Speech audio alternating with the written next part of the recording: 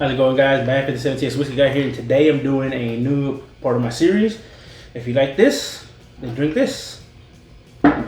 So I'm gonna be going through, the EHT small batch and letting you know that if you like this one, then you should probably be trying this one. This is the Old Forester Bottled in Bond, and both of these are real good pours. So you pour them out. Big fan of the EHT small batch.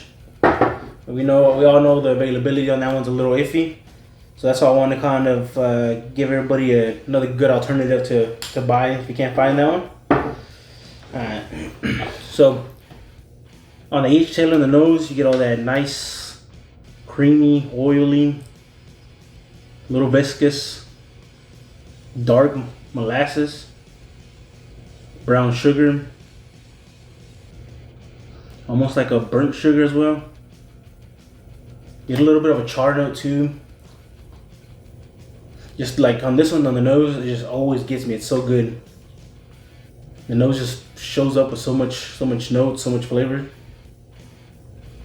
Wow, the nose is real good. So let's give it a try. Yeah, now on the palate, get that sweet burnt sugar, sweet caramel, a little bit of a vanilla note. Then that finish is slightly spicy. It's a little bit like of a kind of spice, like of a high rice spice, and you still get those sugars, those caramelized notes. But just everything on the palate is so good. Even the finish, the finish. What's good about it is it's not overbearing. It's nice. It keeps going. It's not something that's just gonna blow you away or it's gonna like really push you. It's just a nice finish. Goes down so well. It's just so good. So let's try the Old Forester and see why this one should be, put in the same conversation as this one, and why if you can't find this, you should try to buy this one. On the nose, get a little bit of a banana note, almost like banana bread. A little bit of a baking spice, like some nutmeg. A little bit of a nutty note.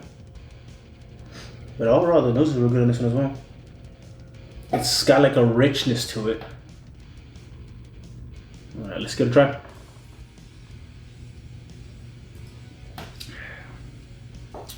On the palate, it's not as sweet as the small batch. It has a little bit more of a spice to it. On the finish, almost like of some kind of a pepper, like a chili pepper or a hatch pepper.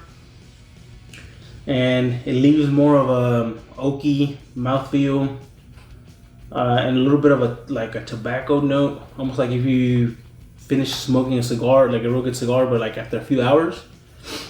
Nothing too much, not like a fresh tobacco note, but just something like it's been sitting around, it's been lingering. Yeah, overall, I mean, we all know how good EHT small batch can be. That, and the availability keeps making it harder and harder to get. But I mean, for the price of this one as well, it's nicely priced. I think it's like what, 50, 60 bucks. It's always available. If you can't get your fix on this will do it. It just has a little bit more of a spiciness to it than the EHT does, but it still has some of those classic bourbon flavors. It has enough to keep you interested. It's at 100 proof. It has a nice little bit of sweetness, but nothing too overpowering. So if you're more into those whiskeys that are not as sweet, this will probably do it more for you. But yeah, if you do really like those sweet bourbon notes, this one will do it. But yeah, it's a good substitute if you can't find EHT. It's a good way to try something new as well, and you won't be disappointed. Cheers, guys.